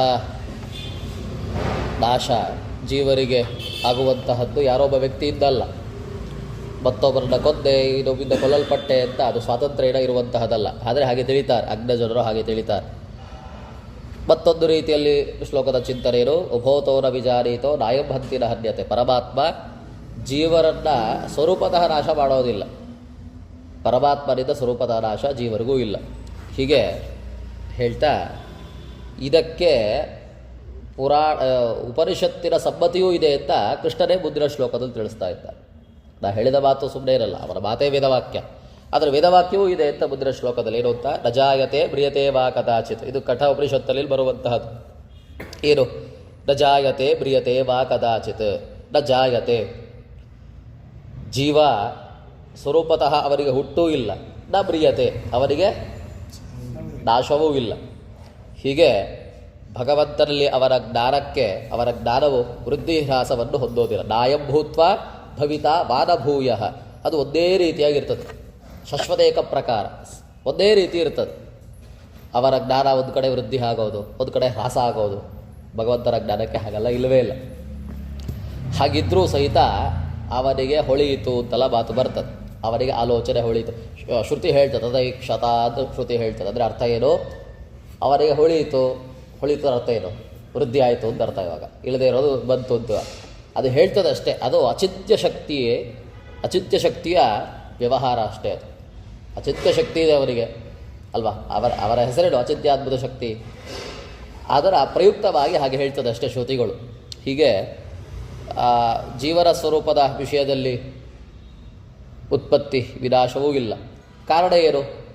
ಅವರಿಗೆ ಉತ್ಪತ್ತಿ ವಿನಾಶ ಆಗಬೇಕು ಅಂತಾದರೆ ಅವ ಹುಟ್ಟಿರಬೇಕಾಗ್ತದೆ ಅಥವಾ ಹಿಂದೆ ನಾಶ ಹೊಂದಿರಬೇಕಾಗ್ತದೆ. ಅಂದರೆ ಸ್ವರೂಪತಃ ಅವನಿಗೆ ಜೀವಕ್ಕೆ ಹುಟ್ಟೂ ಇಲ್ಲ, ಸಾವೂ ಇಲ್ಲ. ಯಾಕೆ ಹುಟ್ಟು ಸಾವಿಲ್ಲ, ವೃದ್ಧಿ ಹ್ರಾಸಗಳೂ ಇಲ್ಲ ಸ್ವರೂಪತಃ ಜೀವಕ್ಕೆ ಅಂತಂದರೆ ಅವ ಪರಮಾತ್ಮನ ಪ್ರತಿಬಿಂಬರಾದರ ಪ್ರಯುಕ್ತವೇ ಅವರಂತೆಯೇ ಪರಮಾತ್ಮರಂತೆಯೇ ಅವರಿಗೆ ಹೇಗೆ ಸ್ವರೂಪತಃ ಹುಟ್ಟು ಸಾವು ಇಲ್ಲ, ವೃದ್ಧಿ ಹ್ರಾಸಗಳಿಲ್ಲವೋ, ಜೀವನಿಗೂ ಸಹಿತ ಸ್ವರೂಪತಃ ಹುಟ್ಟು ಸಾವು ಅಂತ ಇಲ್ಲ, ವೃದ್ಧಿ ಹ್ರಾಸಗಳು ಅಂತ ಇಲ್ಲ ಅಂತ ತಿಳಿಸ್ತಾ ಇದ್ದಾರೆ. ಮತ್ತೊಂದು ರೀತಿಯಲ್ಲಿ ಇದನ್ನು ಹೇಳೋದು ಅಂತ ಆದರೆ, ನಜಾಯತೆ ಬ್ರಿಯತೇವಾ ಕದಾಚಿತ್ ನಾಯಂಭೂತ್ವ ಭವಿತಾರ ಭೂಯ. ಭಗವಂತನ ದೇಹಕ್ಕೆ ಹುಟ್ಟು ಸಾವಿಲ್ಲ. ಇನ್ನೊಂದು ರೀತಿ ಅರ್ಥ ಮಾಡ್ಕೊಳ್ಳಿ. ನಜಾಯತೆ ಬ್ರಿಯತೇವಾ ಕದಾಚಿತ್ ಅಂತ ಹೇಳಿದ್ರೆ, ನಜಾಯತೆ ಹುಟ್ಟು ಇಲ್ಲ. ಯಾರಿಗೆ? ಪರಮಾತ್ಮ ಹುಟ್ಟಿಲ್ಲ ಅಂತ ಎಲ್ಲ ಗೊತ್ತಿದೆ. ದೇಹತಃ ಹುಟ್ಟಿಲ್ಲ. ನಮಗೆ ದೇಹತಃ ಹುಟ್ಟಿದೆ. ನಮಗೆ ಏನು ಭೌತಿಕ ದೇಹಗಳು ಬಂದು ಹೋಗ್ತಾ ಇರ್ತದೆ. ಪರಮಾತ್ಮನಿಗೆ ನಜಾಯತೆ ಬ್ರಿಯತೇವಾ ಕದಾಚಿತ್, ಅವರಿಗೆ ಯಾವತ್ತೂ ಸಹಿತ ದೇಹತಃ ಹುಟ್ಟು ಅಂತಿಲ್ಲ. ದೇಹ ಬೇರೆ ಇಲ್ಲ, ಅವರ ಸ್ವರೂಪ ಬೇರೆ ಇಲ್ಲ, ಅವರ ಇಚ್ಛೆ ಅವರ ಜ್ಞಾನ ಯಾವುದೂ ಬೇರೆ ಇಲ್ಲ, ಅವರಿಗಿಂತ ಯಾವುದೂ ಭಿನ್ನವಲ್ಲ. ಹೀಗೆ ಮತ್ತೆ ಪರಮಾತ್ಮ ಅವತಾರ ಮಾಡಿದ ಹುಟ್ಟಿದ ಅಂತೆಲ್ಲ ಹೇಳ್ತೇನಲ್ಲ, ಅವತಾರಗಳನ್ನು ಮಾಡ್ತಾರೆ, ಅದು ಲೋಕದೃಷ್ಟಿಯಿಂದ ಮಾತ್ರ. ಸ್ವರೂಪತಃ ಯೋಚನೆ ಮಾಡಿದರೆ ನಾಯಂಭೂತ್ವ ನಭಿವಿತಾ ಭೂಯ, ಅವ ಪರಪುರುಷನಾದ ಅವನಿಗೆ ಯಾವ ಅವತಾರಗಳು ಸಹಿತ ಹಿಂದೆ ಇದ್ದಿದ್ದಲ್ಲ ಅಂತೆಲ್ಲ, ಇಲ್ಲದೇ ಇರೋದು ಬರೋದು ಅಂತಲ್ಲ ಅದು. ಈಗ ಯೋಚನೆ ಮಾಡಿದ್ರೆ ದಶಾವತಾರಗಳ ಚಿಂತನೆ, ಬೇರೆ ಬೇರೆ ಅವತಾರಗಳ ಚಿಂತನೆ ಅಂತ ಮಾಡ್ತೇವೆ. ಅದೇನು ಇಲ್ಲದೇ ಇರೋದು ಬಂದಂತ? ಇರೋದೇ ತೋರಿಸ್ತಾನೆ ಅಷ್ಟೇ. ಲೋಕದೃಷ್ಟಿಯಿಂದ ಅವತಾರ ಮಾಡಿದ, ಆದರೆ ಇಲ್ಲದೇ ಇರೋದು ಬಂದ ಹಾಗೆ. ಇಲ್ಲದೇ ಇರೋದು ಬಂದ ಆದರೆ ಅರ್ಥ ಇರಲಿ, ಹ್ರಾಸಾಗಿತ್ತು, ವೃದ್ಧಿ ಆಯಿತು. ಇರಲಿಲ್ಲ, ಈಗ ಬಂತು, ಹಾಗಲ್ಲ. ಲೋಕದೃಷ್ಟಿಯಿಂದ ಹಾಗೆ ಇರ್ತದೆ ಅಷ್ಟೇ ಹೊರತು ನಾಯಂಭೂತ್ವ ನ ಭವಿತಾ ಭೂಯ ನ ಭವಿತ. ಅವಾಗ ಇಲ್ಲದೇ ಇರುವಂಥವನಲ್ಲ. ಎಲ್ಲ ಅವತಾರಗಳು ಅವನಲ್ಲಿದ್ದೇ ಇದೆ. ಅದನ್ನು ಲೋಕದೃಷ್ಟಿಯಿಂದಾಗಿ ಮುಂದೆ ಮಾಡ್ತಾನಷ್ಟೇ. ಇಲ್ಲದೇ ಇರೋದು ಮಾಡೋದಲ್ಲ, ಇರೋದನ್ನೇ ಜನರಿಗೆ ಅನುಗ್ರಹ ಮಾಡಲಿಕ್ಕೆ ಮಾಡ್ತಾನೆ, ದುಷ್ಟ ಜನರನ್ನು ಶಿಕ್ಷಣೆ ಮಾಡಲಿಕ್ಕೆ ಮಾಡ್ತಾನೆ. ಹೀಗೆ ಅದು ಲೋಕ ವ್ಯವಹಾರವಷ್ಟೇ ಅಂತ. ಇನ್ನೊಂದು ರೀತಿಯಲ್ಲಿ ಅರ್ಥ ಹೇಳ್ತಾರೋ, ಅಜೋ ನಿತ್ಯ ಶಾಶ್ವತೋಯಂ ಪುರಾಣೋ ರಹಣ್ಯತೆ ಹನ್ಯಮಾನೇ ಶರೀರೆ. ಜೀವರಿಗೆ ಏನು ದೇಹದಿಂದ ಆಗುವಂತಹ ಉತ್ಪತ್ತಿ ನಾಶಗಳು ಅದು ದೇಹತಃ ಇದ್ದರೂ ಹೊರತು ಸ್ವರೂಪತಃ ಇರುವಂತಹದಲ್ಲ. ಅವ ಅಜ, ಅವ ನಿತ್ಯ, ಶಾಶ್ವತ ಸದೇಕ ಪ್ರಕಾರ ಅಂತ ಇದೆಲ್ಲ ಹೇಳ್ತಿರೋದು. ಎರಡೇ ಇದು ಪ್ರಕಾರತೆ ಜೀವನಿಗೆ ಹೇಳ್ತಾ ಇರೋದು. ಇದೆಲ್ಲ ಇದ್ದರೂ ಸಹಿತ ಅವ ಎಂಥವ ಅಂತಂದರೆ ಪಾರತಂತ್ರ್ಯ ಉಳ್ಳವ. ಯಾರು? ಜೀವ. ಪುರುಷ ಅವ. ಒಂದು ದೇಹದಿಂದ ಮತ್ತೊಂದು ದೇಹಕ್ಕೆ ಹೋಗ್ತಾ ಇರ್ತಾರೆ. ಇದರಲ್ಲಿ ಏನೋ ಸ್ವಾತಂತ್ರ್ಯ ಇದೆ ಅವರಿಗೆ. ಪರಮಾತ್ಮ ತೊಡೋಕೆ ಹಾಕ್ತಾ ಇರ್ತಾರೆ. ಹೀಗೆ ಅವರ ದೇಹತಃ ನಾಶಗಳು ಇದ್ದರೂ ಸಹಿತ ಸ್ವರೂಪತಃ ನಾಶ ಯಾವತ್ತಿಗೂ ಇಲ್ಲ. ಇದೇ ಅವರ ಗುಣಗಳು. ಅವ ದೇಹ ನಾಶವಾದರೂ ಸಹಿತ ಸ್ವರೂಪತಃ ನಾಶ ಆಗೋದಿಲ್ಲ. ಇದೊಂದು ಅವರಲ್ಲಿರುವಂತಹ ಗುಣ ಅಂತ ಈ ಶ್ರುತಿಯಾರ್ಥ ಅಂತಲೇ ಹೇಳ್ಬೋದು. ಶ್ರುತಿಯನ್ನೇ ಪರಮಾತ್ಮ ತಿಳಿಸಿದ ಇಲ್ಲಿ. ಅದಕ್ಕೆ ಸಮ್ಮತಿ ಇದೆ, ಪುರಾಣ ವೇದಗಳ ಸಮ್ಮತಿಯೇ ಇದೆ ಅಂತ. ಜೀವರು ಪರಮಾತ್ಮ ಅನಾದಿ ನಿತ್ಯರು ಅಂತ ಹೇಳಲಿಕ್ಕೆ ಈಗಳು ಹೇಳ್ತಾ ಇರೋದು. ಭಾಷ್ಯದಲ್ಲಿ ಆಚಾರ್ಯ ವಿವರಣೆ ಮಾಡ್ತಾರೆ. ಅತ್ರ ಮಂತ್ರವರ್ಣೋಪ್ಯಸ್ಥಿತ್ಯ ಇತ್ಯತಃ ನಜಾಯತೆ ಇತಿ. ಹಿಂದೆ ತಾನು ಹೇಳಿದಲ್ಲ ಪರಮಾತ್ಮ ಏನು ಅಂತ, ಜೀವರಿಗೆ ಮತ್ತೊಬ್ಬರಿಂದ ಮತ್ತೊಬ್ಬರನ್ನ ನಾಶ ಮಾಡೋದು ಸ್ವಾತಂತ್ರ್ಯ ಯಾರಿಗೂ ಇಲ್ಲ ಅಂತ. ಸ್ವರೂಪತಃ ನಾಶ ಅಂತೂ ಪರಮಾತ್ಮ ಯಾರಿಗೂ ಮಾಡೋದಿಲ್ಲ, ಯಾರಿಗಿಂದ ಯಾರಿಗೂ ಆಗೋದೂ ಇಲ್ಲ ಅಂತ. ಅದಕ್ಕೆ ಒಂದು ಏನು ಕಠೋಪನಿಷತ್ತಿನ ಸಮ್ಮತಿಯೂ ಇದೆ ಅಂತ ಹೇಳ್ತಾ ಇದ್ದಾರೆ. ಏನು ದಚ ಈಶ್ವರ ಜ್ಞಾನವತ್ ಭೂತ್ವಾ ಭವಿತ ತದ್ಧಿ ವೈಕ್ಷತ. ಹೇಗೆ ಈಶ್ವರನ ಜ್ಞಾನ ಸದಾ ಏನಾಗಿರ್ತದೆ, ಅದು ಶಶ್ವದೇಕ ಪ್ರಕಾರ, ವೃದ್ಧಿ ಆಗುವಂತಹದ್ದು ಹ್ರಾಸ ಆಗುವಂಥದ್ದು ಇಲ್ವಲ್ಲ, ಯಾವಾಗ ನಿತ್ಯವಾಗಲೂ ಒಂದೇ ರೀತಿ ಇರ್ತದೆ ಪರಮಾತ್ಮನ ಜ್ಞಾನ ಅಲ್ವಾ. ಇವರ ಜ್ಞಾನಕ್ಕೆ ಹೆಚ್ಚಾಯಿತು ಕಡಿಮೆ ಆಯಿತು ಅಂತಿಲ್ಲ. ಚಿಂತ್ಯ ಶಕ್ತಿ ಇರೋದರಿಂದ ಶ್ರುತಿಗಳು ಆದರೆ ಅವರನ್ನು ಹೊಗಳ್ತದೆ. ಏನು ತದೇಕ್ಷತ, ತದೇಕ್ಷತ ಅಂದರೆ ಆಲೋಚನೆ ಮಾಡಿದ ಅಂತ. ಅದರ ಅರ್ಥ ಏನು? ಆಲೋಚನೆ ಮಾಡಿದ ಅಂದರೆ ಏನೋ ಗೊತ್ತಿಲ್ಲ ಅವರಿಗೆ, ಆಲೋಚನೆ ಮಾಡ್ತಿದ್ದಾರೆ ಹೇಗೆ ಮಾಡಬೇಕು ಅಂತ ಆಗುತ್ತದೆ. ಅದು ಹೇಳ್ತದೆ ಅಚಿಂತ್ಯ ಶಕ್ತಿ ಇರೋದರ ಪ್ರಯುಕ್ತವೇ ಅದು ನಡೀತದೆ ಅಂತ. ಹೀಗೆ ಪರಮಾತ್ಮ ಎಂಥವ ಅಂತ ತಿಳಿಸ್ತದೆ ನೋಡಿ.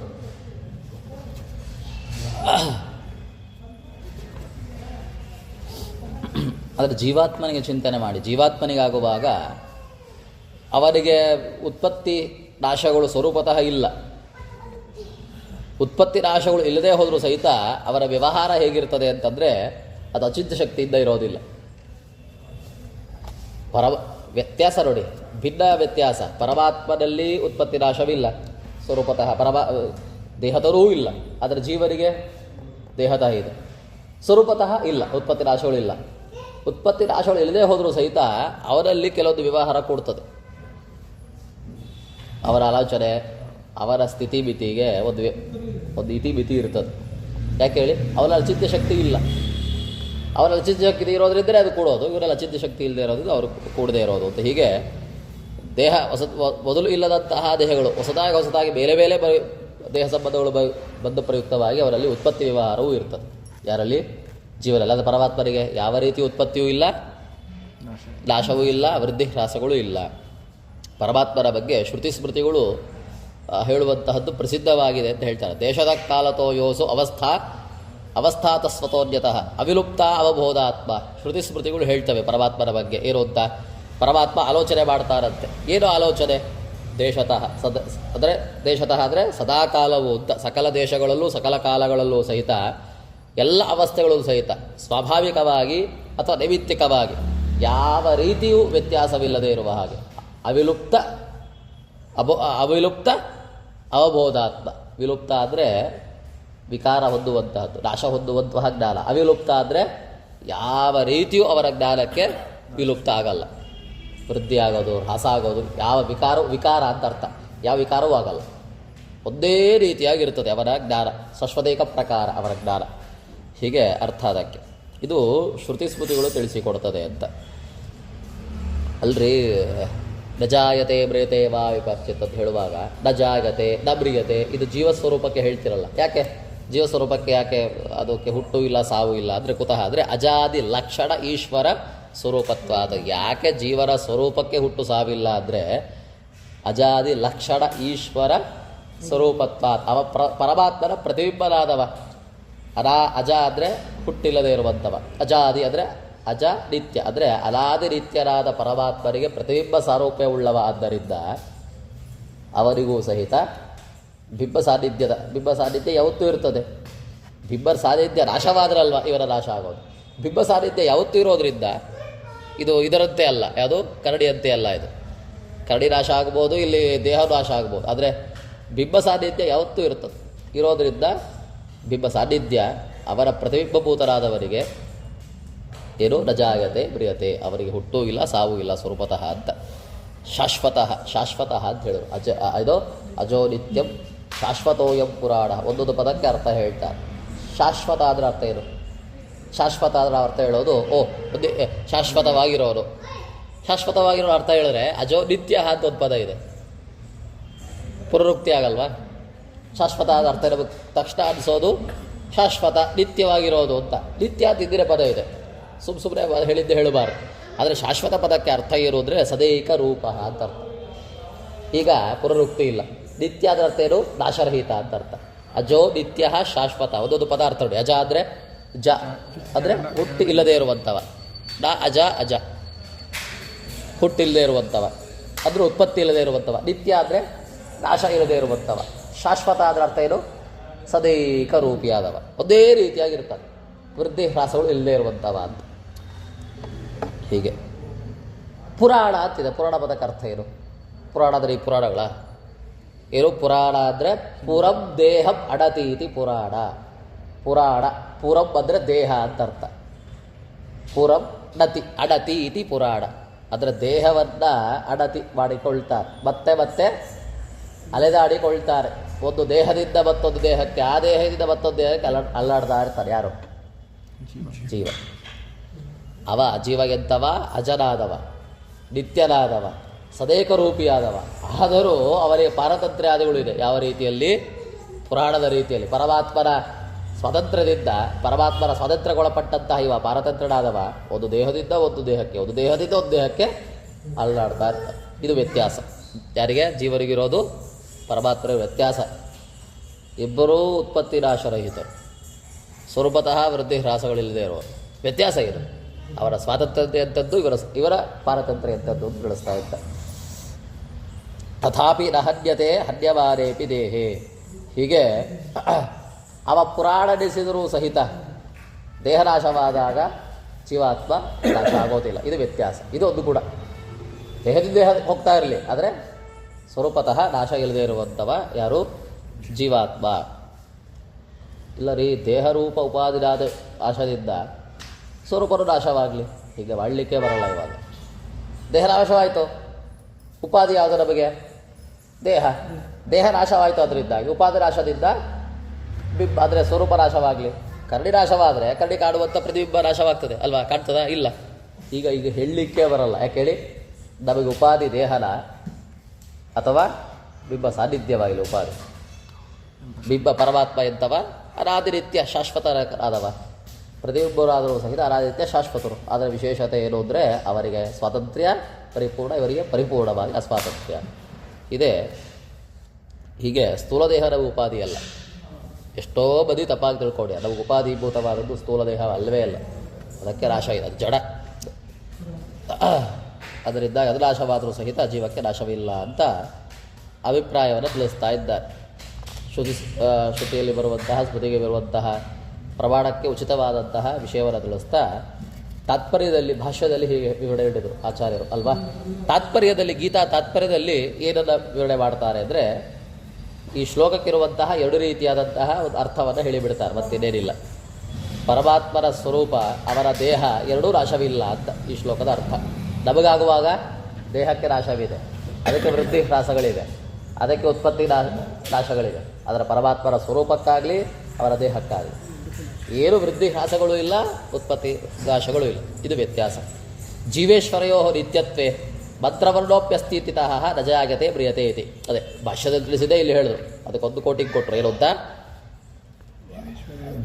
ಪರಮಾತ್ಮ ಮತ್ತು ಜೀವರು ಎಲ್ಲರೂ ಸಹಿತ, ಸಕಲ ಜೀವರಾಶಿಗಳು ಪರಮಾತ್ಮ, ಇವರಿಬ್ಬರೂ ಸಹಿತ ಎಂಥವರು? ಅನಾದಿ ನಿತ್ಯರಾದವರು ಅಂತ ತಿಳಿಸಲಿಕ್ಕೆ ಕಠೋಪನಿಷತ್ತು ಅಂದರೆ ಮಂತ್ರವರ್ಣವೂ ಹೇಳ್ತದೆ ಅಂತ ಹೇಳ್ತಾ ಇದ್ದ. ಇಲ್ಲಿ ನಾಯಂ ಭೂತ್ವ ನಭಿವಿತಾ ಭೂಯಃ. ಏನರ್ಥ? ನಾ ಅಯಂ ಅಂತಿದೆ. ನಾ ಅಯಂ ಭವಿತಾ ನ ಭೂಯಃ. ನಾ ಅಯಂ ಅಂದರೆ, ನಾ ಅಂದರೆ ಇವ, ಯಾರು? ಪರಮಪುರುಷನಾದವ. ಅಯಂ ಅಂದರೆ ಪರಮಪುರುಷನಾದವ. ಭೂತ್ವ ವಿದ್ಯಮಾನ ಏವ ದೇಹ ಸಂಬಂಧ ರೂಪೇಣಾಪಿ ಭವಿತಾ ನ. ಅವನ ಸ್ವರೂಪ ಯಾರು? ಪರಮಪುರುಷನ ಸ್ವರೂಪ ಅಂತ ಅರ್ಥ. ನಾಯಂ ಅಂದರೆ ನಾ ಅಯಂ. ನಾ ಅಲ್ಲ ಅಂದರೆ, ನಾ ಅಂದರೆ ಇಲ್ಲಿ ನಿಷೇಧ ಮಾಡ್ತಿಲ್ಲ. ನಾ ಅಂತ ದೀರ್ಘ ಇದೆ. ನಾ ಅಂದರೆ ಇವ ಅಂತ ಅರ್ಥ. ಯಾರು? ಅಯಂ, ಈ ಪರಮಪುರುಷನಾದವ. ಎಂತವ?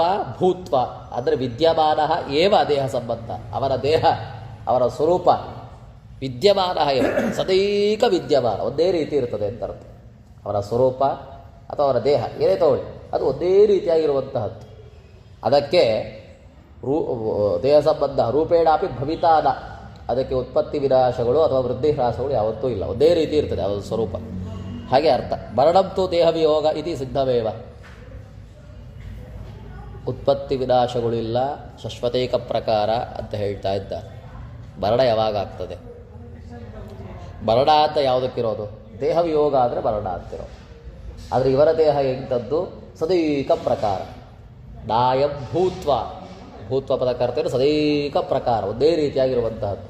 ದೇಹ ವಿಯೋಗ ಆದರೆ ಅಲ್ವಾ ಮರಣ ಅಂತ. ಆದ್ದರಿಂದ ಅವರಿಗೆ ಮರಣ ಅಂತಿಲ್ಲ ಅಂತ ಅದು ಪ್ರಸಿದ್ಧ ಇದು. ನಹಿ ಘಟಾದೀನ ಮರಣ ವ್ಯವಹಾರ. ಇಲ್ಲಿ ದೇಹ ವಿಯೋಗದಿಂದಲೇ ಮರಣ ಅಂತ ಹೇಳ್ತೀವಿ ಹೊರತು ಸ್ವರೂಪತಃ ಮರಣಕ್ಕೆ ಮರಣ ಅಂತ ಹೇಳೋದೇ ಇಲ್ಲ. ನೋಡಿ, ಘಟಾದಿಗಳಿಗೆ ಮರಣ ಅಂತ ಎಲ್ಲರೂ ಹೇಳ್ತೀರಾ ನೀವು? ಘಟ ಸತ್ತು ಹೋಯಿತು ಅಂತ ಹೇಳ್ತೀರಾ, ಪಟ ಸತ್ತು ಹೋಯಿತು, ಘಟ ಸತ್ತು ಹೋಯಿತು ಅಂತ ಹೇಳೋದಿಲ್ಲ. ಮರಣ ಅಂತ ಅದಕ್ಕೆ ಹೇಳೋದೇ ಇಲ್ಲ ನೀವು. ಸ್ವರೂಪತಃ ನಾಶದ ವಿಷಯ ಯಾವತ್ತೂ ಹೇಳೋದಿಲ್ಲ ಹೊರತು ಏನು ಅಂತ ಹೇಳ್ತೇವೆ? ದೇಹ ವಿಯೋಗವಾದರೆ ಮರಣ ಅಂತ ಹೇಳ್ತೇವೆ. ಅದರಿಂದ ಸ್ವರೂಪನಾಶ ಕೈಮುತ್ತನ್ಯೇವ ಸಿದ್ಧ. ಪರಮಾತ್ಮನಿಗೆ ದೇಹ ವಿಯೋಗವೇ ಇಲ್ಲದೆ ಇರುವಾಗ ದೇಹ ಸ್ವರೂಪ ಎಲ್ಲ ಒಂದೇನೆ, ಸ್ವರೂಪತಃ ನಾಶ ಇಲ್ಲ ಎಂಬುವಂಥದ್ದು ಕೈಮುತ್ಯನೇನು ಸಿದ್ಧ, ಅದು ಪ್ರಸಿದ್ಧವೇ ಆಗಿದೆ ಅಂತ. ಸ್ವರೂಪತಃ ನಾಶ ಎಂಬುವಂತಹದ್ದು ಇಲ್ಲವೇ ಇಲ್ಲ ಅಂತ ಕೈಮುತ್ಯನಾಗಿದ್ದ ಸಿದ್ಧವಾಗಿದೆ ಅಂತ ತಿಳಿಸ್ತಾ ಮುಂದೆ ಜೀವನ ಸ್ವರೂಪ, ಅವರ ಅನಾದಿನಿತ್ಯತ್ವ ಮತ್ತು ಅಸ್ವತಂತ್ರದ ಬಗ್ಗೆ ಮುಂದೆ ತಿಳಿಸ್ತಾರೆ. ಅಯಂ ಜೀವೋಪಿ ಅಜಃ ನಿತ್ಯಶ್ಚ. ಇಲ್ಲಿ ಅನುವಾದ ಮಾಡುವಾಗ ನಜಾಯತೆ ಮ್ರಿಯತೆ ವಾ ವಿಪಶ್ಚಿತ್ ನಾಯಂ ಕುತಶ್ಚಿತ್ ನಭುವ ಕಶ್ಚಿತ್, ಅದು ಕಠೋಪನಿಷತ್ತಲ್ಲಿ ಬರೋದು. ಇಲ್ಲಿ ಹೇಳುವಾಗ ನಜಾಯತೆ ಮ್ರಿಯತೆ ವಾ ಕದಾಚಿತ್ ನಾಯಂ ಭೂತ್ವಾ ಭವಿತಾರ ಭೂಯ, ಎರಡು ಒಂದೇ ಅರ್ಥವೇ. ಎರಡಲ್ಲಿ ಬರುವಾಗ ಅದು ಸ್ವಲ್ಪ ಚೇಂಜ್ ಆದರೂ ಸಹಿತ ಪದಗಳು ಎರಡು ಒಂದೇ ಅರ್ಥವನ್ನು ಕೊಡುವಂತಹದ್ದು. ಇಲ್ಲಿ ಹೇಳುವಾಗ ಚಿಂತನೆ ಏನು ಅಂತಂದರೆ, ಮೊದಲ ಎರಡು ಪದಗಳಿದಲ್ಲ ಅದು ಹೇಳ್ತಿರೋದು ಯಾರಿಗೆ? ಪರಮಾತ್ಮನಿಗೆ. ನಂತರದ ಪದಗಳಿದಲ್ಲ ಆದರೆ ಎರಡೇ ಪದಗಳು, ಎರಡೇ ಉತ್ತರಾರ್ಧ. ಪೂರ್ವಾರ್ಧ ಹೇಳಿದ್ದು ಪರಮಾತ್ಮನಿಗೆ, ಉತ್ತರಾರ್ಧ ಅಜೋ ನಿತ್ಯ ಶಾಶ್ವತೋಯಂ ಪುರಾಣ ಅಂತ ಹೇಳಿದ್ದು ಅದು ಯಾರಿಗೆ? ಜೀವಾತ್ಮನಿಗೆ ಅಂತ. ಈಗ ಹೇಳೋರ ಮುಖಾಂತರವಾಗಿ ಪುನರುಕ್ತಿಯನ್ನು ಸಹಿತ ಇಲ್ಲದೇ ಇರುವ ಹಾಗೆ ಮಾಡಬಹುದು. ಹೇಗೆ? ಅಯಂ ಜೀವೋಪಿ ಅಜಃ ನಿತ್ಯಶ್ಚ. ಜೀವನು ಸ್ವರೂಪತಃ, ಜೀವನಿಗೂ ಸಹಿತ ಸ್ವರೂಪತಃ ಉತ್ಪತ್ತಿ ವಿನಾಶಗಳು ಇಲ್ಲ. ಅವ ಎಂಥವ? ನಿತ್ಯರಾಗಿದ್ದಾರೆ ಅಂತ ಎಂದು ಹೇಳಲಿಕ್ಕೇನೆ ಉತ್ತರಾರ್ಧದಲ್ಲಿ ಅಜಃ ನಿತ್ಯ ಅಂತ ಹೇಳಿತ್ತು. ಆಯಿತಾ? ಅದು ಪರಮಾತ್ಮನ ತೆಗೆದುಕೊಂಡ್ರೆ ನೀವು ಪರಮಾತ್ಮನ ವಿಷಯಕ್ಕೆ ನಜಾಯತೆ ಮ್ರಿಯತೆ ವಾ ಕದಾಚಿತ್ ಅಂತ ಪೂರ್ವಾರ್ಧಕ್ಕೆ ಹೋಗಬೇಕು. ಹೀಗೆ ಹೇಳೋ ಮುಖಾಂತರವಾಗಿ ಹೀಗೆ ಹೇಳದೇ ಹೋದರೆ ಅನ್ಯಥಾ ಪುನರುಕ್ತಿ ಬರ್ತದೆ. ನೋಡಿ, ನಜಾಯತೆ ಮ್ರಿಯತೆ ವಾ ಕದಾಚಿತ್ ಅರ್ಥ ಏನು? ಉತ್ಪತ್ತಿ ವಿನಾಶ ಇಲ್ಲ ಅಂತ. ಮತ್ತು ಅಜೋನಿತ್ಯ ಶಾಶ್ವತಃ, ಅಜೋನಿತ್ಯ ಅರ್ಥ ಏನು? ಉತ್ಪತ್ತಿ ವಿನಾಶವಿಲ್ಲ, ಅನಾದಿನಿತ್ಯ ಅಂತ ಹೇಳಿದಂಗೆ ಆಯ್ತಲ್ಲ. ಅದಕ್ಕೆ ಪೂರ್ವಾರ್ಧದಲ್ಲಿ ಪ್ರತಿಪಾದನೆ ಮಾಡ್ತಿರೋದು ಪರಮಾತ್ಮನಿಗೆ, ಉತ್ತರಾರ್ಧದಲ್ಲಿ ಪ್ರತಿಪಾದನೆ ಮಾಡ್ತಿರೋದು ಜೀವನಿಗೆ ಅಂತ ಅರ್ಥ ಮಾಡಿಕೊಳ್ಳಬೇಕು. ಅಷ್ಟು ಮಾತ್ರವಲ್ಲ, ಅಲ್ಲಿ ಉತ್ತರಾರ್ಧದಲ್ಲಿ ಹೇಳುವಾಗ ಅಜೋನಿತ್ಯ ಶಾಶ್ವತಃ ಅಂತ ಹೇಳ್ತಾ ಇದ್ದಾರೆ. ಶಾಶ್ವತಶ್ಚ ಮತ್ತೊಂದು ಪದವೂ ಇದೆ ಜೀವಾತ್ಮನಿಗೆ. ಏನು ಅಂತ? ಜೀವನು ಶಾಶ್ವತನಾದವನು. ಶಾಶ್ವತ ಅರ್ಥ ಏನು? ಸದೇಕ ರೂಪಿಯಾದವ. ವೃದ್ಧಿ ಹ್ರಾಸಗಳಿಲ್ಲ. ಸ್ವರೂಪತಃ ವೃದ್ಧಿ, ನಮಗೆ ದೇಹಕ್ಕೆ ಉತ್ಪತ್ತಿ ನಾಶ ಇದೆ, ವೃದ್ಧಿ ಹ್ರಾಸಗಳಿದೆ ಅಲ್ವಾ? ಹುಟ್ಟಿದಿಂದ ಸ್ವಾಯ ತನಕ ವೃದ್ಧಿ ಆಗ್ತಾ ಹೋಗ್ತದೆ, ಆಮೇಲೆ ಕ್ಷೀಣಿಸ್ತಾ ಹೋಗ್ತದೆ. ಎಲ್ಲ ಶಕ್ತಿ, ಎಲ್ಲ ಜ್ಞಾನ, ಎಲ್ಲ ರೀತಿಯೂ ಬುದ್ಧಿ ಎಲ್ಲವೂ ಕ್ಷೀಣಿಸ್ತಾ ಹೋಗ್ತದೆ. ಆದರೆ ಸ್ವರೂಪತಃ ಉತ್ಪತ್ತಿ ವಿನಾಶಗಳೂ ಇಲ್ಲ, ಅಜೋ ನಿತ್ಯರಾದವ. ಅಷ್ಟು ಮಾತ್ರವಲ್ಲ, ಶಾಶ್ವತ ಸದೇಕ ಪ್ರಕಾರನಾದವ. ಯಾರು? ಜೀವಾತ್ಮರೂ ಸಹಿತ ಅಂತ. ಆದರೆ ಅವರ ಶಾಶ್ವತ ಎಂಥವ ಅಂತಂದರೆ ಸದೇಕ ರೂಪಿಯಾಗಿದ್ದಾರಲ್ಲ, ಒಂದೇ ತೆರಡಾಗಿ, ಅದು ಅಸ್ವತಂತ್ರೇಣ ಇರ್ತಾರೆ. ಪರಮಾತ್ಮನ ಹಾಗೆ ಸ್ವತಂತ್ರ ಇರುವಂಥವರಲ್ಲ. ನ ಕದಾಚಿತ್ ಅಸ್ಮತ್ಯಾದ್ರಿಕಂ ಜೀವಸ್ವರೂಪಂ ಜಹಾತ್. ಶಾಶ್ವತ ಪದಕ್ಕೆ ಅರ್ಥ ಇರೋದ್ರೆ ಸದೇಕ ಪ್ರಕಾರ. ಆದರೆ ಆ ಒಂದೇ ತೆರೆಯಾಗಿರುವಂತಹದ್ದು, ಆ ಅಸ್ವತಂತ್ರ್ಯವನ್ನು ಬಿಟ್ಟು ಯಾವತ್ತೂ ಇರೋದಿಲ್ಲ. ಅದು ಸ್ವತಂತ್ರ ಪಾರತಂತ್ರ್ಯದಲ್ಲೇ ಇರ್ತಾನೆ ಅವ ಶಾಶ್ವತನಾಗಿ. ಹೀಗೆ ಅರ್ಥ. ಹಾಗಾಗಿ ಅದಕ್ಕೆ ಅರ್ಥ ಮಾಡಬೇಕು. ಇವ ಸ್ವತಂತ್ರೇನ ಸದೇಕ ರೂಪಿ ಆತನ ಪರಮಾತ್ಮ. ಜೀವಾತ್ಮ ಅಸ್ವಾತಂತ್ರ್ಯೇಣ ಪಾರತಂತ್ರ್ಯೇಣ ಶಾಶ್ವತ ರೂಪಿ ಆತ. ಅದಕ್ಕೆ ವ್ಯತ್ಯಾಸ ಯಾಕೆ? ಭಿನ್ನ ಯಾಕೆ ಹೇಳ್ತೀರಾ? ಮಹಾವಿಷ್ಣು ಪುರಾಣವು ಇದೇ ತಿಳಿಸ್ತದೆ. ಅದು ಇರೋದೇ ಹಾಗೆ ಅಂತ. ಏನು? ಜೀವಾತ್ಮರಲ್ಲಿರುವಂತಹ ಒಂದೇ ತೆರಡಾಗಿರುವಂತಹ ವಿಷಯ ಏನು? ಶಾಶ್ವತೇಕ ಪ್ರಕಾರ, ಶಾಶ್ವತೇಕ ಪ್ರಕಾರ ಅಂತ ಪದಗಳು ಕೇಳ್ತೇವೆ. ಶಾಶ್ವತನಾದವ, ಸದೇಕ ರೂಪಿಯಾದವ. ಅರ್ಥ ಏನು? ಮಹಾವಿಷ್ಣು ಪುರಾಣ ಹೇಳ್ತದೆ ಏನು ಅಂತ? ಅಲ್ಪಶಕ್ತಿ. ಮಹಾವಿಷ್ಣು ಪುರಾಣ ಹೇಳ್ತದೆ ಅಲ್ಪಶಕ್ತಿ ರಸಾರ್ವಜ್ಞಂ ಪಾರತಂತ್ರ್ಯ ಅಪೂರ್ಣತ ಉಪಜೀವಕತ್ವಂ ಜೀವತ್ವಂ ಈಶತ್ವಂ ತದ್ವಿಪರ್ಯಯ. ಜೀವಾತ್ಮನಲ್ಲಿ ನೋಡಿ, ಅಲ್ಪಶಕ್ತಿ ಅಸಾರ್ವಜ್ಞತ್ವ ಅಂದರೆ ಅಲ್ಪಜ್ಞಾನ, ಅಲ್ಪಬುದ್ಧಿ, ಪಾರತಂತ್ರ, ಅಪೂರ್ಣತ್ವ, ಉಪಜೀವಕತ್ವ. ಪರಮಾತ್ಮರನ್ನು ಯಾವತ್ತೂ ಉಪಜೀವಿಸಿಕೊಂಡಿರುವಂತಹದ್ದು. ಉಪಾಧಿಭೂತರಾದವ ಯಾರು? ಬಿಂಬ ಸಾನ್ನಿಧ್ಯವನ್ನು ಯಾವತ್ತೂ ಉಪಜೀವಿಸಿಕೊಂಡಿರುವಂಥವ. ಹೇಗೆ? ಅನಾದಿ ನಿತ್ಯನಾಗಿಯೂ ಶಾಶ್ವತವಾಗಿಯೂ. ಹೀಗೆಲ್ಲ ಇದು ಜೀವನ ಧರ್ಮಗಳು, ಜೀವಸ್ವರೂಪದ ಧರ್ಮಗಳು ಇದು ಸದೇಕ ಪ್ರಕಾರ ಒಂದೇ ರೀತಿ ಇರ್ತದೆ. ಇಲ್ಲ ರೀ, ಯಾವುದೋ ಒಂದು ಸಮಯಕ್ಕೆ ಅವರಿಗೆ ಮೋಕ್ಷ ಆದ ಮೇಲೆ ಆ ಶಕ್ತಿ ಹೋಗಿ, ಪೂರ್ಣ ಶಕ್ತಿ ಅಲ್ಪಜ್ಞತ್ವ ಹೋಗಿ ಎಲ್ಲ ಪಾರತಂತ್ರ ಹೋಗ್ತದೆ, ಅಪೂರ್ಣತ್ವ ಹೋಗ್ತದೆ. ಎಲ್ಲವಾಗಲೂ ಒಂದೇ ರೀತಿ ಅದು. ತದ್ವಿಪರ್ಯಯ ಈಶತ್ವಂ. ಈಶನ ಧರ್ಮಗಳೇನು, ಪರಮಾತ್ಮನ ಧರ್ಮಗಳೇನು, ಅದರ ವಿಪರ್ಯಯ, ಅದರ ವಿರುದ್ಧ ಧರ್ಮಗಳು ಯಾವುದು? ಅಲ್ಪಶಕ್ತಿ ವಿರುದ್ಧ ಧರ್ಮ ಏನು? ಪೂರ್ಣಶಕ್ತಿ. ಅಸಾರ್ವಜ್ಞತ್ವದ ವಿರುದ್ಧ ಏನು? ಸಾರ್ವಜ್ಞತ್ವ. ಪಾರತಂತ್ರ ವಿರುದ್ಧತ್ವ ಏನು?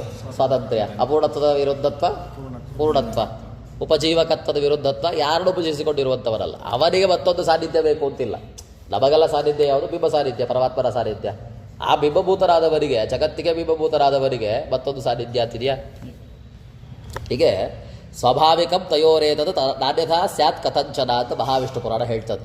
ಇದು ಸ್ವಾಭಾವಿಕವಾಗಿರುವಂಥದ್ದು. ಶಾಶ್ವತ ಪದ ಅಂತ ಇದೆಲ್ಲ ಅವಾಗಿಂದ ಹೇಳ್ತಾ ಇದ್ದಾರಲ್ಲ, ಅದು ಸ್ವಭಾವತಃ ಒಂದೇ ರೀತಿಯಾಗಿರುವಂತಹದ್ದು. ಇದೇ ಸ್ವಭಾವಗಳು. ಅನ್ಯಥ ಯಾವತ್ತೂ ಚೇಂಜ್ ಆಗೋದಿಲ್ಲ. ಇದು ವಿಪರ್ಯಯ ಯಾವತ್ತಾಗಲ್ಲ. ಒಮ್ಮೆ ಅದು ಬಿಂಬ ಚೇಂಜ್ ಆಗಿ ಪ್ರತಿಬಿಂಬ ಆಗೋದು, ಪ್ರತಿಬಿಂಬ ಚೇಂಜ್ ಆಗಿ ಬಿಂಬ ಆಗೋದು, ಆ ಗುಣ ಇಲ್ಲಿ ಬರೋದು, ಈ ಗುಣ ಅಲ್ಲಿ ಬರೋದು ಯಾವತ್ತೂ ಇಲ್ಲ. ವದಂತಿ ಶಾಶ್ವತಾವೇತಾವತಃ ಏವ ಮಹಾಜನಾ.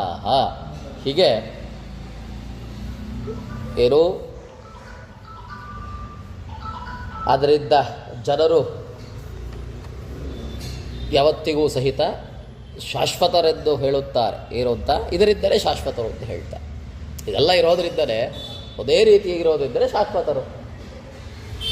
ಚೇಂಜ್ ಆಗಿಬಿಟ್ರೆ ಶಾಶ್ವತರು ಅಂತ ಹೇಳಲ್ಲ. ಒಂದೇ ರೀತಿಯಾಗಿರುವಂಥವರಿದ್ದರೆ ಶಾಶ್ವತರು ಅಂತ ಹೇಳ್ತಾರೆ ಅಂತ ಮಹಾವಿಷ್ಣು ಪುರಾಣ ಹೇಳ್ತದೆ.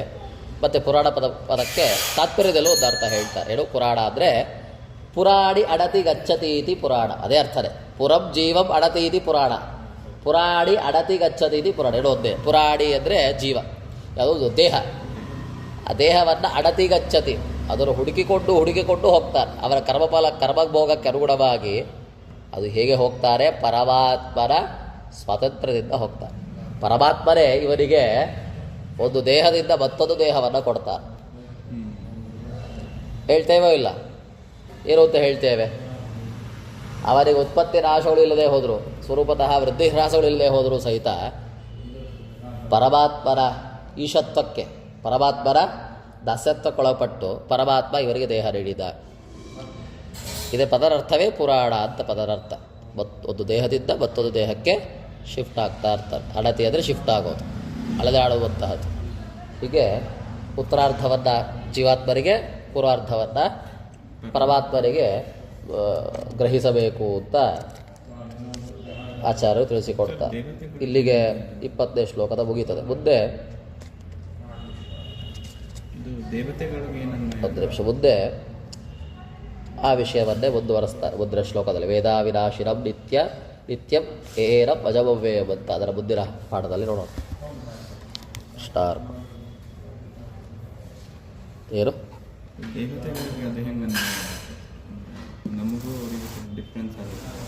ದೇವತೆಗಳು ಅಷ್ಟೇ. ಅಲ್ಪಶಕ್ತಿ, ರಸಾರ್ವಜ್ಞ, ಪರತಂತ್ರ, ಅಪೂರ್ಣತ, ಉಪಜೀವಕತ್ವ, ಜೀವತ್ವ. ಜೀವ ಅಂದರೆ ಮುಗಿದೋಯ್ತು, ಎಲ್ಲರೂ ಜೀವರೇ ಇಲ್ಲಿ. ಆ ಜೀವರಾಶಿಗಳಲ್ಲಿ ತಾರತಮ್ಯ ಇದೆ.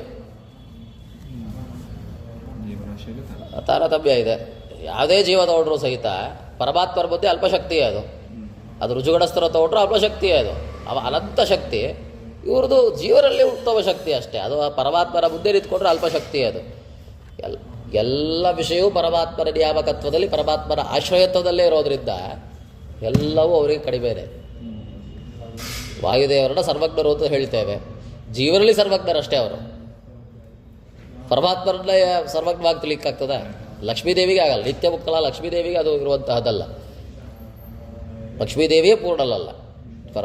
ಪೂರ್ಣಲಲ್ವಾ? ಪೂರ್ಣಲೇ.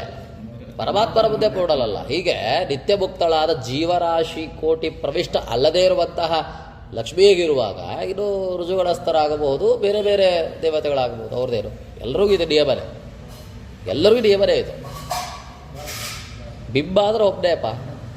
ಆ ಬಿಂಬನ ಸಾನ್ನಿಧ್ಯ ಇರುವಂತಹ ಪ್ರತಿಯೊಬ್ಬ ಜೀವರಾಶಿಗಳು ಅವರ ಪ್ರತಿಬಿಂಬನೇ. ಸೊ ಅದು ಯಾವತ್ತೂ ಭಿನ್ನತ್ವಗಳೇ, ಎಲ್ಲರಿಗೂ ಅನ್ವಯ ಆಗೋದು. ಕೃಷ್ಣಾರ್ಪಣ.